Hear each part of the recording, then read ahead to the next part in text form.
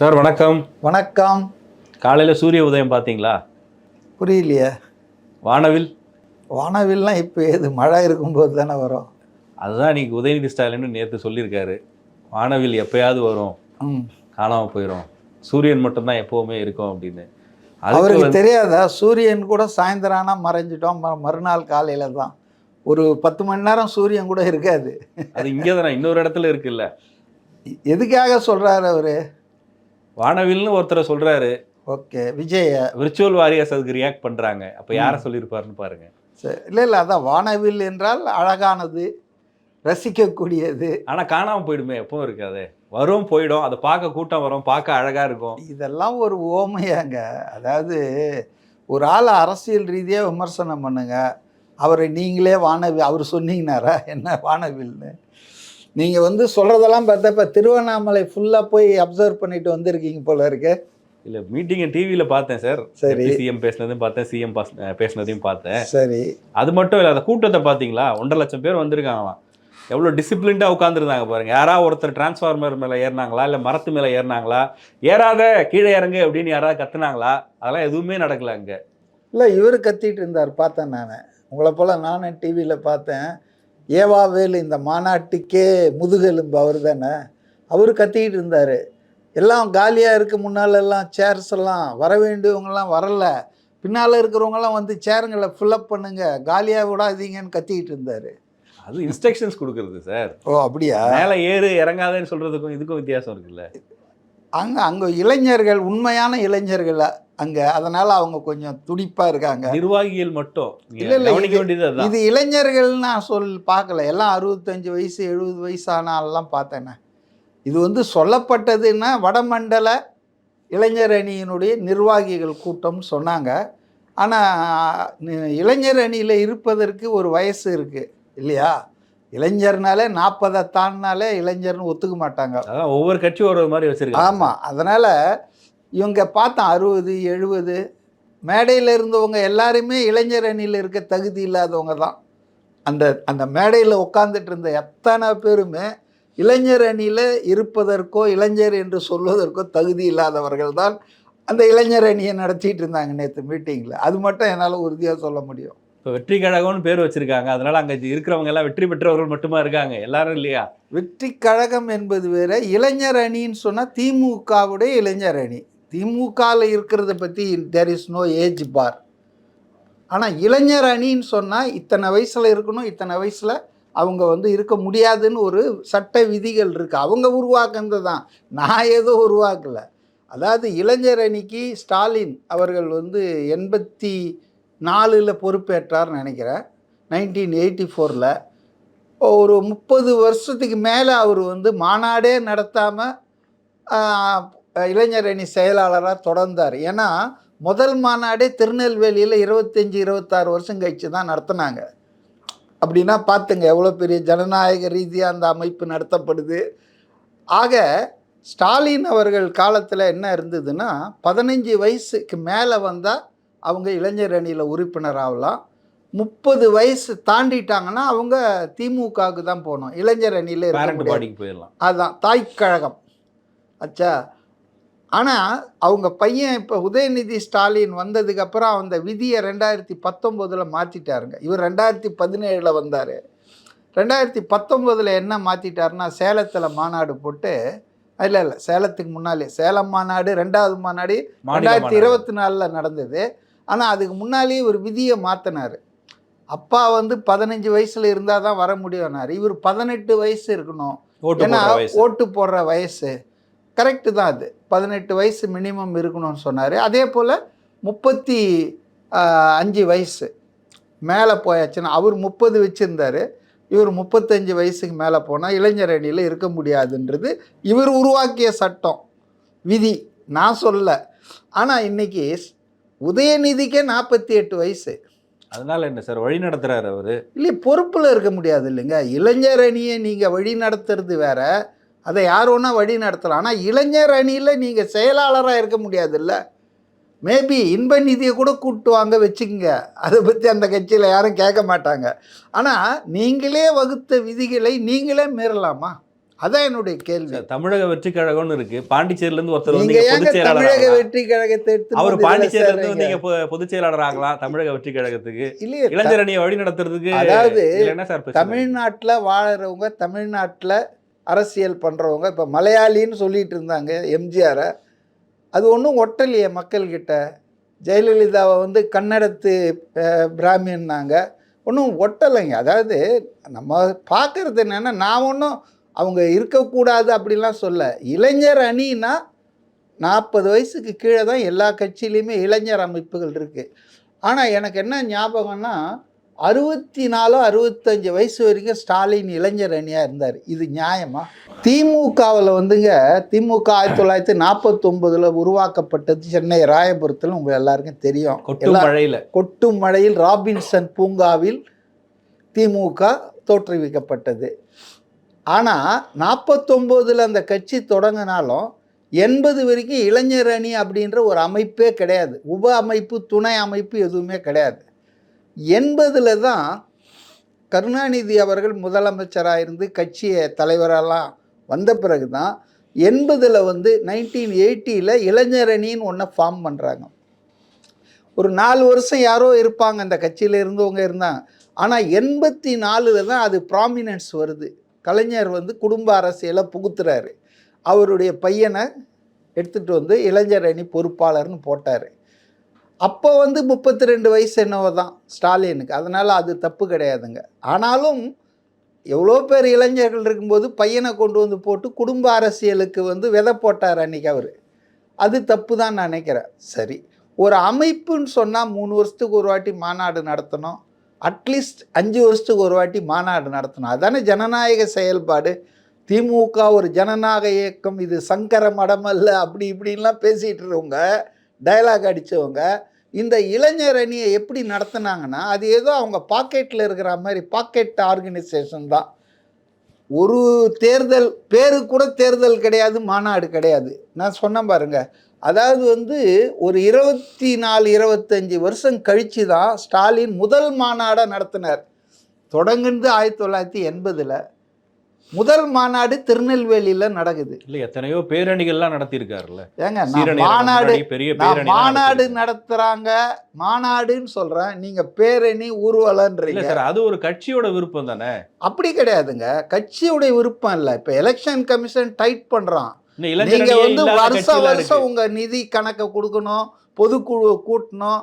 அதனால தான் இன்றைக்கி ஏதோ கட்சிகளில் ஜனநாயகமாவது இருக்குது. தேர்தல் ஆணையம் பல தீங்கு பண்ணாலும், பல கெடுதல் பண்ணாலும், சில கட்சிகள் இன்னும் மாவட்ட செயலாளர் நியமிக்கல, கிளை செயலாளர்கள் கிடையாது, பல அமைப்பே இல்லாமல் கட்சி நடத்திட்டு இருக்காங்க. அந்த அமைப்புகள்லாம் 2 வருஷம் 2.5 வருஷம் ஆன அமைப்பாக இருக்கா. நீ 75 வருஷம் ஆன ஆலமரம்ன்ற பாரம்பரியன்ற. நான் என்ன சொல்கிறேன்னாங்க, அதாவது தன் குடும்பத்தினரை நுழைப்பதற்காக, குடும்ப அரசியலை வளர்ப்பதற்காக கருணாநிதி அவர்கள் இளைஞர் அணியை பயன்படுத்தினார். எது வரைக்கும் இருந்தார் ஸ்டாலின்? நான் இளைஞர் அணியில் 64 வயசு வரைக்கும் இருந்தார். செயல் தலைவராக திமுகவுக்கு வர்ற வரைக்கும் இருந்தாருங்க அவர். அதில் என்ன, அதை விடவே இல்லை. அந்த கட்சிக்காரங்க ஏற்றுக்கிறாங்க. நமக்கு ஏங்க, அந்த கட்சிக்காரங்க ஏற்றுக்கிறான்றதுக்காக அதை வந்து நம்ம நியாயப்படுத்த முடியாதுங்க. ஏன்னா இளைஞர் அணின்னு அந்த கட்சி விதி தானேங்க சொல்லணும். அதை தானே சுட்டி காட்டுறேன். அதுதான் அந்த கட்சியில் அந்த கட்சியில வந்து விதி மீறிக்கலாமா அவங்களே போட்டுக்கிட்டு? அதுதான் பொதுக்குழு முடிவு செய்யற விஷயம். இல்லை, இதெல்லாம் யாரும் விளக்கெல்லாம் கொடுக்கல யாருக்கும். அது ஒரு மன்னராட்சி மாதிரிங்க. அது பாட்டுன்னு அது இவர் இளவரசர் வருவார், இப்போ அடுத்தது இன்ப நிதியை ரெடி பண்ணுவாங்க. இல்லை, ஒரு விஷயத்த சொல்கிறேன்.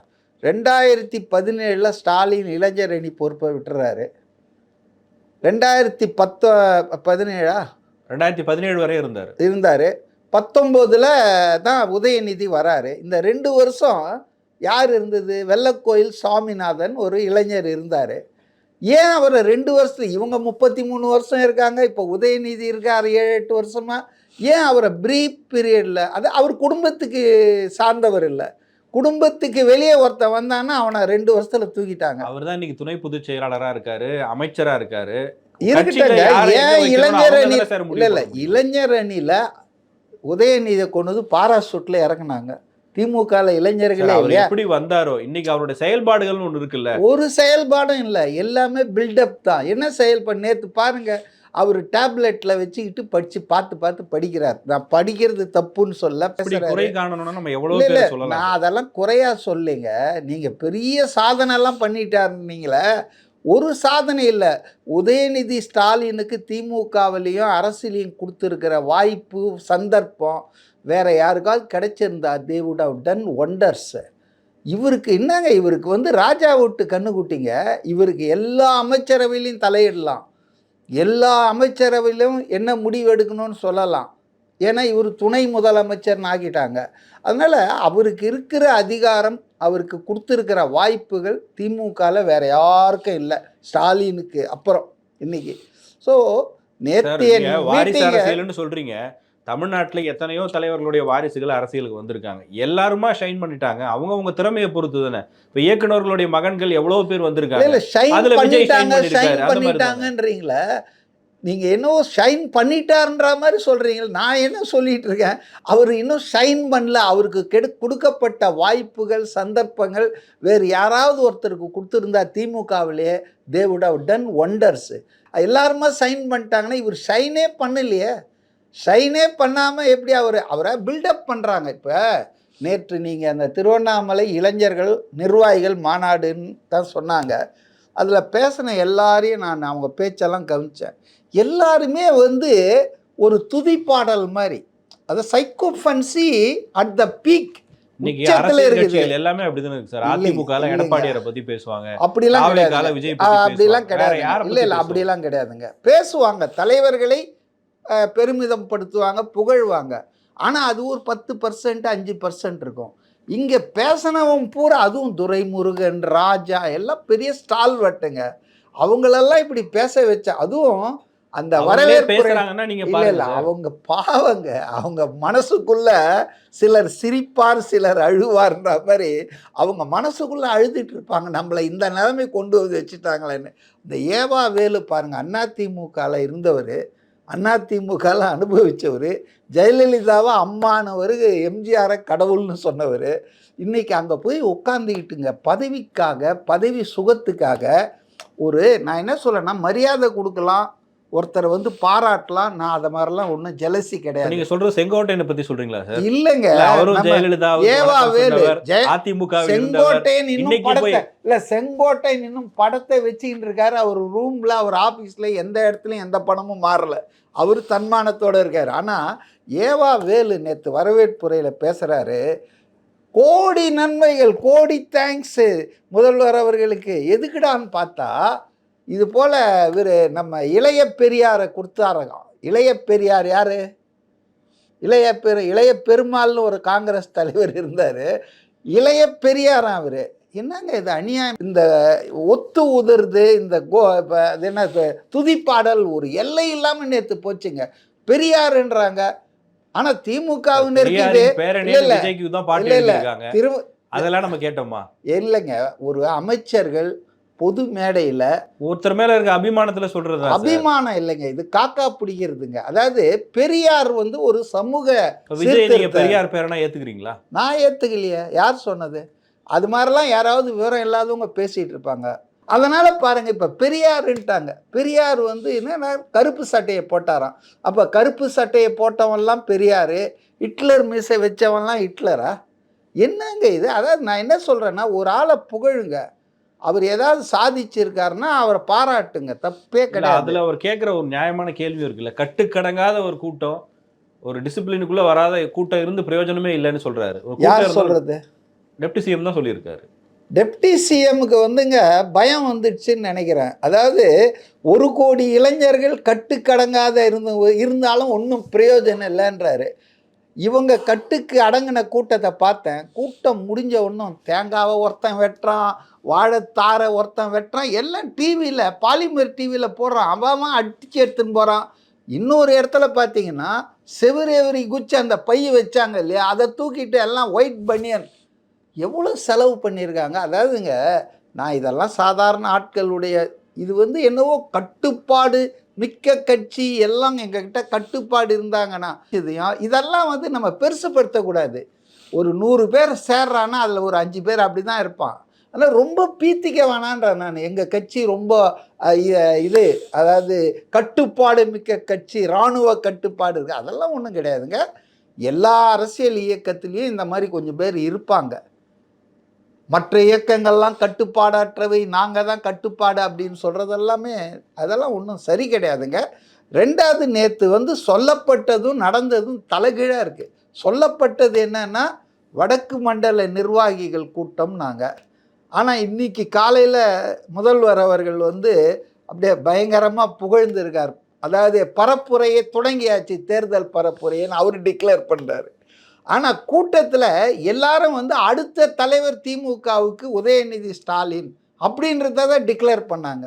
அப்போது இதையும் நான் எப்படி பார்க்குறேன்னா, எப்படி அறிவு திருவிழான்னு 2 நாள் நடத்தி பட்டாபிஷேகம் பண்ணாங்களோ உதயநிதி ஸ்டாலினுக்கு, திராவிட இயக்க வரலாறுன்னு தான் ஆரம்பித்தாங்க. அங்கே அண்ணாவை பற்றி பேசின நேரத்தை எம்ஜிஆரை பற்றி பேசவே இல்லை. இந்த நேரத்தெல்லாம் விட பல மடங்கு அதிகமாக உதயநிதியை பற்றி தான் பேசிகிட்டு இருந்தாங்க. அப்போ எனக்கு ஒன்று தான் புரியுது, உதயநிதியை அவங்க தேவைக்கு அதிகமாக பில்டப் பண்ணுறாங்க. இது மக்கள் மத்தியில் எடுபடாது, வெறுப்பை தான் உண்டாக்கும். அதாவது அவங்களுக்கு தெரியுது, இளைஞர்களை ஈர்க்கிற தலைவராக விஜய் இன்னைக்கு தமிழ்நாடு அரசியலில் நாம் விரும்புகிறோமோ இல்லையோ, இஸ் தேர், எஸ் கம். அப்போ அந்த இளைஞர்களை இருக்கிற மாதிரி நாம் ஒரு ஆளை பண்ணணும்னு சொல்லி இவங்க ட்ரை பண்ணுறதுல நான் தப்புன்னு சொல்ல. ஆனால் அது ஒன்றுமே கிளம்ப மாட்டேங்குதுங்களே. அதாவது விஜய் வந்தாருன்னா வர்ற கூட்டம் அது தன்னெழுச்சியாக வரான். அவன் கூட்டம் எப்படி இருக்குது, அவங்க வர்றவங்க வராதீங்கன்றாங்க, அவங்க தடை போடுறாங்க, லிமிட் பண்ணுறாங்க. ஆனால் இங்கே வண்டிகள் எத்தனை பஸ்ஸுங்க எந்த பகுதியிலேருந்து, எல்லாருக்கும் சாப்பாடு, எல்லாருக்கும் பைசா, பணத்தை எவ்வளோ செலவு பண்ணியிருப்பாங்கன்னு நினைக்கிறீங்க? நேற்று நடந்த திருவண்ணாமலை கூட்டத்துக்கு 5-6 மந்திரிகள் பொறுப்புன்னு ஏவாவேலுவே சொன்னார் இல்லையா? அப்போ ஒரு 10-20 கோடியாவது செலவு பண்ணியிருப்பாங்க. இவ்வளோ செலவு பண்ணி அதுலேயும் பின்னாலெல்லாம் காலி சேருங்க தான் இருந்ததுங்க. முன்பகுதியை தான், அதுவும் ஏவாவேலு எல்லாரும் இங்கே முன்னால் உட்காருங்கன்னு மைக்கில் கத்தி. அதனால் இவங்களே சொல்கிறாங்க, கூட்டம் ஓட்டா மாறாது, கூட்டம் கூட்டிட்டா போதுமான்றாங்க. அப்புறம் எங்களுக்கு பெரிய கூட்டம் இருக்குதுன்னு காட்டுறாங்க. முன்னுக்கு அதாவது ஒன்று தெரியுது, இல்லை நிர்வாகிகள் யாருங்க உங்களுக்கு தெரியுமா? எங்க 60 வயசானாலாம் வந்துட்டு இருக்கிறான், அவன்லாம் நிர்வாகினீங்கன்னா ஒரு சிலர் வந்திருப்பாங்க. இல்லை நிறைய பேர் நான் பார்த்தேன். அதனால திமுகவுக்கு ஒரு இது வந்துடுச்சுங்க. அதாவது நம்மளை விட்டு இளைஞர்கள் போயிட்டுருக்காங்க, நமக்கு ஓட்டு போட்ட பல இளைஞர்கள் தாவேகா பக்கம் தாவுறாங்க. அவங்களே சொல்கிறாங்களே மேடையிலேயே, இது ஓப்பன் அட்மிஷன். அதெல்லாம் அவங்களுக்கு புரியுது. அப்போ அதை அந்த அந்த இந்த பக்கம் அவங்க எல்லாம் கன்வெர்ட் ஆகிறத தடுக்கிறதுக்காக ஒரு முயற்சி எல்லா கட்சியும் எடுக்கிறது தப்பு கிடையாது. ஆனால் அதை இவ்வளோ அலங்கோலமாவா செய்யணும்? அதை இவங்க இளைஞர்களுக்கு ஏதாவது சொல்லணும், இல்லை மெசேஜ், இளைஞர்களுக்கான ஏதாவது அரசியல் ஒன்றும் வேணாங்க. முதலமைச்சர் சொல்லியிருக்காரு, தமிழ்நாட்டை காப்பாற்றுறது மட்டும் இல்லாமல் இந்தியாவினுடைய பன்முகத்தன்மையை காப்பாற்றணும். கும்முடி திமுகவை எவனுக்குமே தெரியாது. அரசியல் சொல்றாங்கல்ல, சங்கி படையே இங்க வந்தாலும் ஒன்றும் பண்ண முடியாது. ஒரு நிமிஷம் நான் சொல்றேன். அதாவது இவங்க ரொம்ப தங்களை அதீதமாக கற்பனை பண்ணிக்கிறாங்க. திமுகன்றது சுண்டக்காய், 39 எம்பி தான் வச்சிட்டு இருக்காங்க, ஒரு சின்ன மாநிலம். ரெண்டாவது ஆட்சியை கவுத்த வரலாம், இல்லை அதெல்லாம் இல்லை ரைட்டு. ஆனால் நான் என்ன சொல்கிறேன்னா, ஏதோ தமிழ்நாட்டை தவிர எந்த மாநிலமும் பாஜகவை எதிர்க்கலைன்றாங்களே. ஏன் வெஸ்ட் பெங்காலில் எதிர்க்கலையா, இல்லை கேரளாவில் எதிர்க்கலையா? நேற்று இந்த கூத்து திருவண்ணாமலையில் நடக்கும்போது டெல்லியில் ஒரு பேரணி நடந்தது, 2 லட்சம் பேர் கலந்துக்கிட்டாங்க. ராகுல் காந்தி, மல்லிகார்ஜுன் கார்கே, சோனியா காந்தி, அங்கே இருக்க சச்சின் பைலட், பிரியங்கா காந்தின்னு galaxy of leaders including Karur MP Jothimani பேசினாங்க. எல்லாரும் என்ன அட்டாக் பண்ணாங்க? ஓட்சோரி, ஓட்டு திருடர்களே ஆட்சி கட்டிலேருந்து இறங்குங்க. நாங்கள் நாடு பூராவும் திரட்டி ராம்லீலா மைதானத்தில் நேற்று நடத்தினாங்க. இவங்க அதை மாதிரி ஏதாவது ஒரு விஷயத்தை பேசியிருப்பாங்களா நேற்று? நேற்று பேசுறது பூரா அண்ணன் உதயநிதி 4வது தலைமுறை 5வது தலைமுறை, இன்பநிதி 6வது தலைமுறை சொல்லிட்டு போங்கன்ற நான். இது என்ன குடும்ப அரசியல், குடும்ப ஆட்சி? ஒரு வெள்ளியில் ஒரு பெரிய சேரை கொண்டு வந்து வைக்கிறாங்க. அந்த வெள்ளி சேர் சிம்மாசனம், சேருன்னு சொல்ல முடியாது, சிம்மாசனம். இவங்களே செல்ஃப் கோல் போட்டுக்கிறாங்க. ஆதவர்ஜுனா மன்னராட்சின்னு சொன்னால் பொங்கி வழிகிறாங்க. ஒரு சிம்மாசன ஜனநாயகத்தில் இதுக்கு செங்கோல். இப்போ இவர் மோடி வந்து பாராளுமன்றத்துக்கு ஒரு செங்கோலை தூக்கின்னு சாமியாரெலாம் வச்சுன்னு போனார். அதை எவ்வளோ கண்டித்தோம் நம்மெல்லாம். ஜனநாயகத்துக்கு செங்கோல் எங்கடா வந்து? அது மன்னராட்சி. அப்போ நீங்கள் என்ன பண்ணுறீங்க? சிம்மாசனத்தை வெள்ளியில் தங்கத்தில் பண்ணியிருந்தாங்கன்னா இன்னும் நல்லா இருந்திருக்கும்னு நினைக்கிறேன். முதல்வர் மேலே இருக்க அன்புல பண்ணிட்டாரு. சரி, அதை பண்ணிட்டாங்க. முதல்வர் அதில் உட்காந்து இருக்கக்கூடாது. அதெல்லாம் எடுத்துன்னு போங்க. நம்ம ஒரு இயக்கம், சமூக நீதிக்காக இருக்கிற இயக்கம், இதெல்லாம் தப்புங்கன்னு சொல்லணும். ஆனால் முதல்வர் வந்து உட்காந்து இப்படி காலை இப்படி போட்டு அப்படி ஒரு போஸ்ட் கொடுக்குறாரு பாருங்க. என்னங்க இது? இவர் பக்கத்தில் துணை முதல்வர், அப்பா மகன் கைத்தட்டுறாங்க. மன்னராட்சி, குடும்ப அரசியல் என்பதை இவங்களே வந்து விளம்பரப்படுத்திக்கிறாங்க. இப்போ எதிர்கட்சிகள் சொல்கிறதுன்றது வேற, இவங்களே சொல்கிறாங்களே. இது என்ன, இது மன்னராட்சியா? எதுக்காக சிம்மாசனம்? இப்போ மக்களோடு இல்லை. நீங்கள் வந்து எங்கேயோ பறந்துட்டு இருக்கீங்க, கால் தரையில் இல்லை. இன்னைக்கு தூய்மை பணியாளர்கள் போராட்டம் பண்ணிட்டு இருக்காங்க. ஒரு பக்கம் பெண்கள் அவங்கள வந்து இழுத்துட்டு போகிறாங்க அடித்து செக்ரட்டரியேட் முன்னால்.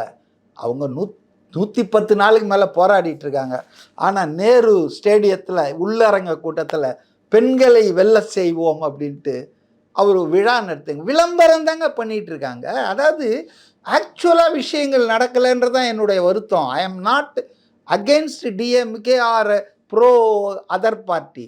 ஆனால் நான் ஒரு அரசியல் விமர்சகர் என்ற முறையில் நான் பார்க்குறேன். ஆட்சியாளர்களை நோக்கி தான் என் விமர்சனம் இருக்கும். நாளைக்கு விஜயே ஆட்சிக்கு வந்தாலும் அவருடைய ஆட்சியை பற்றி தான் நான் விமர்சனம் பண்ணுவேன். அதனால் இன்றைக்கி ஆட்சியாளர்களை பார்க்கும்போது அவங்களுடைய செயல்பாடுகள், அவங்களுடைய திட்டங்கள் சாமானியர்களுக்கு பயனளிக்கிறதா? எங்க தனியாருக்கு விட்டுட்டு அந்த வேலையை அவங்க அதை எதிர்த்து போராடுறாங்க. நீங்கள் அவங்கள வந்து இப்படி அடக்குமுறை பண்ணலாமா? 3 வேளை சோறு போட்டாச்சுன்றீங்க. சோட்டால் அடித்த பிண்டங்களா அவங்க? எவ்வளோ உறுதியாக இருந்தால் அவங்க அந்த தனியார் மையத்தை எதிர்த்து 3-4 மாதமாக போலீஸ் அடக்குமுறை, அரஸ்ட்டு, தடை எல்லாத்தையும் மீறி போராடிட்டு இருக்காங்கல்ல. அதனால் வந்துங்க மக்கள் பிரச்சனை பேசணும். ஓட்சோரியை பற்றி இவங்க என்னங்க பேசுகிறாங்க? ஏன் பேசுறதில்ல? ஆனால் எஸ்ஐஆரை கண்ணா பின்னான்னு எதிர்க்கிறாங்க. ஏன்? கள்ள ஓட்டெல்லாம் எடுத்துட்றான், செத்துப்போன ஓட்டெல்லாம் எடுத்துட்றான்றதாலையா? இது வந்துங்க நேற்று அவங்க பண்ணதில் அரசியலே இல்லைன்றேன். இவங்க மற்றவங்கள அரசியலற்றவர்கள்ன்றாங்க. குறைஞ்சபட்சம் திமுக தலைவர் இந்தியா கூட்டணியினுடைய அச்சாணி, நாங்கள் தான் ஃபல்கரம்லாம் பேசிக்கிறீங்களே, அது உண்மை கிடையாது. இவங்க அதீதமாக இவங்கள சொல்லிக்கிறாங்க. நான் தான் சொன்னேன், கும்மிடி பூண்டியை தாண்டினா இவங்களுக்கு ஒன்றுமே கிடையாது, கோயம்புத்தூரை தாண்டினா இவங்களை யாருக்கும் கிடையாது. அப்படி இருக்கும்போது இது மாதிரி ஒரு கட்சி வந்து ஓட்சோரியை பற்றி ஏன் பிஜேபி கோச்சிக்குன்னா? அதனால் வாய்ச்சவடால் பேசிகிட்டு இருக்காங்க. விளம்பரம் மாடல் தான் பண்ணிகிட்டு இருக்காங்களே தவிர ரியல் இஷ்யூஸில் போலைங்க இவங்க. எல்லாமே விளம்பரம் தான். புரியுதுங்களா? இப்போ நான் இன்னொரு விஷயம் சொல்கிறேன். இப்போ தமிழ்நாட்டில் தேர்தலுக்கு இன்னும் 100 நாள் தான் இருக்குது. எல்லா கட்சிகளும் பரப்புரை செய்கிறாங்க. சில கட்சிகள் வேட்பு மனுவெல்லாம் வாங்க ஆரம்பிச்சிட்டாங்க. இப்போ ஒரு பாஜக அதிமுக கூட்டணி அட்வான்ஸாக போய் 65 தொகுதிகள் அவங்க அடையாளப்படுத்தி அமித்ஷா கிட்ட போய் நயினார் நாகேந்திரன் டெல்லியில் கொடுத்துட்டு வந்திருக்காராம். 50 தொகுதி அதிமுகவுக்கும் 15 தொகுதி அவங்களுடைய கூட்டணிக்குள் கூட்டணி ரைட்டா கேட்டிருக்காங்களாம். போன முறை 20 தொகுதி போட்டி போட்டு அவங்க 2021 4 தொகுதியில் தான் ஜெயித்தாங்க. இது வந்து எடப்பாடிக்கு தெரியாதா? ஆனால் என்ன சொல்கிறாங்க, 24 சட்டம் பாராளுமன்ற தேர்தல். ஏன் பாராளுமன்ற தேர்தல் ஓட்டிங் பேட்டர்ன் வேறு. அப்போ உங்கள் கூட யாரெல்லாம் இருந்தாங்க? பாமக இருந்தாங்க, டிடிவி இருந்தாங்க, அவங்கெல்லாம் இப்போ உங்கள் கூட இருக்காங்களா? 18% ஓட்டு அப்படி இப்படின்லாம் கதை விட்டுட்ருக்காங்க. ஸோ நான் எதுக்கு சொல்ல வரேன்னா, பல கட்சிகள் நேற்று கூட திருச்செங்கோடில் வேட்பாளரை அறிமுகப்படுத்த போகிறாங்கன்னு ஊடகத்தெல்லாம் செய்தியை பரப்புனாங்க. ஆனால் ஆனந்த் சாரை வந்து கரெக்டாக சொல்லிட்டார். அது தலைவர் தான் சொல்லுவார், வெற்றி தலைவர் தான் இந்த வேட்பாளர் பேரெல்லாம் அறிவிப்பார், இதெல்லாம் பொய் செய்தி வதந்தியை பரப்புகிறாங்கன்ட்டார். ஸோ நான் என்ன சொல்ல வரேன்னா, all parties R on election மோடில் வந்துட்டாங்க. 100 நாள் தான் இருக்குது. அப்படி இருக்கும்போது நீங்கள் வந்து இந்த ஓட் ஷோரியை பற்றி ஒரு பெரிய விஷயம் நடந்துகிட்ருக்குது. இந்தியா கூட்டணியினுடைய முக்கிய பங்காளின்றீங்க. ஏன் மூச்சே உள்ள ஒரு பாசிங் ரிமார்க் கூட சொல்லியே. இளைய பெரியாருன்றீங்க. ஒருத்தர் பேசுகிறார், அவர் உள்ளே நுழையும் போது உதயநிதி எனக்கே மெய் சிலிர்த்துச்சு. இந்தியாவின் இரும்பு மனிதர்னார். ஐயோ, வல்லபாய் பட்டேலையும் விட மாட்டாங்களா? அதாவதுங்க, ஒரு ஆளை புகழலாங்க, புகழ்வதற்கு தப்பே கிடையாது. அபிமானம், எனக்கு பிடிச்ச ஆள் அவர். ஆனால் அதுக்கு ஒரு அளவு இல்லைங்க, வரையறை இல்லைங்க. உதயநிதியை போய் இந்தியாவின் இரும்பு மனிதர்னா நீங்கள் ஒத்துக்கிறீங்களா? இளைய பெரியார்னா திராவிடர் கழகன்னா வீரமணியே கேட்குறேன், ஒத்துக்கிறாரா அவர்? எலெக்ஷன் நெருங்க எல்லாருமே வந்து எழுந்து நிற்பாங்க போல இருக்கு. ஏன்னா எல்லாருக்கும் சீட்டு வேணும், எல்லார் பிள்ளைங்களுக்கும் சீட்டு வேணும், யார் சீட்டும் கீழ்ச்சிடக்கூடாது. ஆகவே இந்த திமுகவுக்கு வந்து துதிப்பாடுதல் என்பது அதுக்கு ஆபத்தாக தான் முடியும்.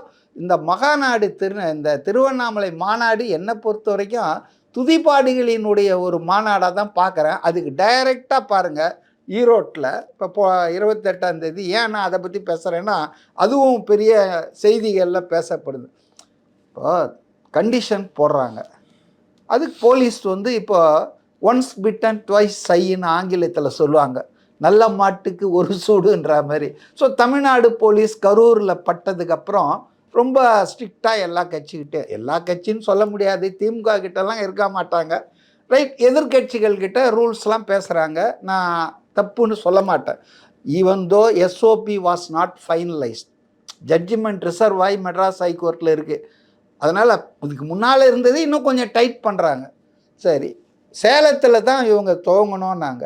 விஜய் அவங்க கட்சி கரூர் ட்ராஜடிக்கு அப்புறம் ஒரு 70-75 நாள் கேப் விட்டு அங்கே அவங்களுக்கு அனுமதி கிடைக்கல. அதனால தான் அவங்க பாண்டிச்சேரிக்கு போனாங்க. தமிழ்நாட்டில் எங்கேயுமே கிடைக்கல, கேப் அதிகமாக இருக்குதுன்னு தான் சும்மா அப்படி போய் ஒரு டைவர்ட் ஆகி வந்தாங்க. சரி, சேலத்தில் போலீஸ் என்ன சொல்லிச்சு? 3ஆம் தேதி திருக்கார்த்திகை, 6ஆம் தேதி பாபர் மசூதி எல்லாம் சொன்னாங்க. சரி, வேறு டேட்டில் போட்டால் ஒத்துக்குவாங்களாம். 30 நாளைக்கு முன்னால் நீங்கள் பண்ணால் அப்படின்னா என்ன, டிசம்பர் பூரா யாரும் போட முடியாதுன்ற மாதிரி ஆயிடுச்சு. சரி, ஈரோடுக்கு போகிறாங்க. இப்போ ஈரோட்டில் செங்கோட்டையன் வந்து the most experienced politician in Tamil Nadu. மோஸ்ட்னா ஒன் ஆஃப் தீன்னு கூட சொல்லிக்கலாம் இல்லையா? அவர் வந்து ஈரோட்டில் மாவட்ட செயலாளராக இருந்திருக்கார் அதிமுகவுக்கு, ஈரோட்டில் பொறுப்பு அமைச்சராக இருந்திருக்காரு. அது மட்டும் இல்லாமல் 8 முறை வந்து எம்எல்ஏவாக ஒரே தொகுதியில் இருந்திருக்காரு. 9 முறை, ஒரு முறை மட்டும் சத்தியமங்கலம்னு வச்சுங்க. அவ்வளோ எக்ஸ்பீரியன்ஸ் ஆனவர் தண்ணி குடிக்க வச்சாங்க சார் தமிழ்நாடு போலீஸ். என்ன சொன்னாங்க தெரியுமா? நீங்கள் வந்து 75,000 பேர் கலந்துக்கிறாங்க அப்படின்னு சொன்னால், அவர் இப்போ சொல்கிறாரு 10,000 நிர்வாகிகள் 25,000 பொதுமக்கள்னு சொல்கிறார். இப்போ 35க்கு வந்து இறங்கியிருக்காரு லேட்டஸ்ட்டாக. அப்போ என்ன சொல்கிறாங்கன்னா, 84 நிபந்தனைகள், நிபந்தனைகளாக தெரியாது கேட்குறாங்க. அதில் அவரே தலை சுற்றுனது எதுனா, இந்த கலந்துக்கிறவங்க நேம் லிஸ்ட்டை கொடுங்கன்றாங்க. இப்போ நேற்று 1,30,000 வந்தாங்களான்னு எனக்கு தெரியாது. அங்கே திருவண்ணாமலை போலீஸ் வந்து 1,30,000 பேர் வாங்கி அடையாள அட்டைலாம் வாங்கிட்டு தான் விட்டாங்களாம் மீட்டிங் பர்மிஷனு. ஸோ இது சரியில்லைன்னு நினைக்கிறேன். எல்லாருக்கும் ஒரு ஈக்குவல் ஆப்பர்ச்சுனிட்டி தரணும்.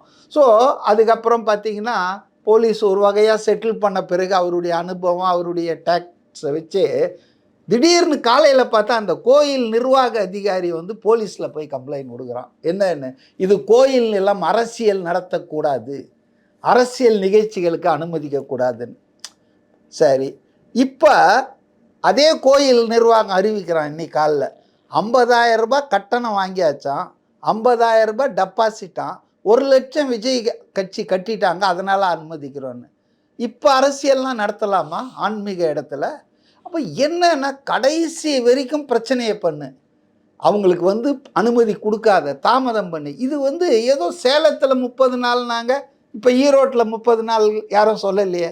ஒரே போலீஸ் தானே, ஒரே ஸ்டேட் கவர்மெண்ட் கீழே இருக்கிற டிஸ்ட்ரிக்ட் போலீஸ் தானே. அப்போ எனக்கு என்ன தோணுதுன்னா, தாவேகாவினுடைய பிரச்சாரத்தை முடக்கணும், தடுக்கணும், தாமதப்படுத்தணுன்ற ஒரு முயற்சியை ஆளுங்கட்சி செய்து இது முறையல்ல, சரியல்ல. இது அவங்களுக்கு எதிராக தான் போகும். மக்கள் எல்லாத்தையும் பார்த்துக்கிட்டு இருக்காங்க. நம்ம மக்கள் ஒன்றும் முட்டாள்கள் இல்லைங்க. அவங்க எல்லாத்தையும் பார்க்குறாங்க. தடிக்கி விழுந்தால் இவங்க துணை முதல்வர் மீட்டிங்கு, விழா, நேரு ஸ்டேடியம், அப்புறம் வெல்லும் பெண்கள், அப்புறம் இது நம்ம இப்போ எக்ஸ்டெண்ட் பண்ணியிருக்காங்க இல்லையா, அதில் வேற ஒரு பொடி வச்சார் பாருங்க முதலமைச்சர். 17 லட்சம் பேருக்கு கூடுதலாக குடும்ப தலைவிகளுக்கு 4 மாதம் கொடுக்குறாங்க, போட்டு ஓட்டை வாங்கிறதுக்கு பண்ணுறாங்க. மக்கள் வரி பணம் எப்படியெல்லாம் போகுது பாருங்கள், இவங்க ஓட்டு வாங்கிறதுக்காக. ரைட், அது வேறு சப்ஜெக்ட், நம்ம அதை பேச வேணாம். ஆனால் அந்த கூட்டத்தில் என்ன சொல்கிறாருன்னா, இதை உயர்த்தும் எண்ணம் இருக்கிறதுன்றாரு. 1000 2000 ஆக்குவோம் அப்படின்னு சொல்லாமல் சொல்கிறாரு. இது என்ன, இது மோடி பீகாரில் கோட் ஆஃப் கான்டக்ட் வந்த பிறகு எல்லார் அக்கௌண்ட்லேயும் பெண்கள் அக்கௌண்ட்டுக்கு 10,000 ரூபாய் போட்டார். நேற்று கூட அதை அந்த காங்கிரஸ் மீட்டிங்கில் கடுமையாக கண்டனம் பண்ணாங்க. எலெக்ஷன் கமிஷனும் அதை கண்டுக்கல. மோடி இந்த மாதிரி துட்டு லஞ்சம் கொடுத்து ஓட்டை வாங்குறாங்கன்னு யாருங்க போடாமல் இருப்பாங்க? அதுவும் 6 மாதம் கழித்து உங்களுக்கு 2 லட்சம் லோன் கொடுப்போம், இப்போ 10,000 அட்வான்ஸ்னா 1 கோடி பேருக்கு தான் கிடச்சிதான். ஆனால் 3 கோடி பெண்களில் 2 கோடி பெண்களும் ஓட்டு போட்டுட்டாங்க. ஏன் தெரியுமா? இவங்க வந்தால் தான் இதை எக்ஸ்டெண்ட் பண்ணி நம்ம கொடுப்பாங்க. வேறு கவர்மெண்ட் வந்தால் இது கொடுக்காம விட்டா. அப்போ இன்றைக்கி பார்த்தீங்கன்னு சொன்னால் ரொம்ப மலிவான அரசியலாக போயிட்டுருக்குங்க. தேர்தலும் தேவை தான், அதிகாரம் வேணும் தான். ஆனால் தேர்தலுக்காகவே ஆட்சியை 1 வருஷமாக நடத்திக்கிட்டு இருக்காங்க. இது தமிழ்நாட்டின் ஜனநாயகத்துக்கு நல்லது. நன்றி சார்.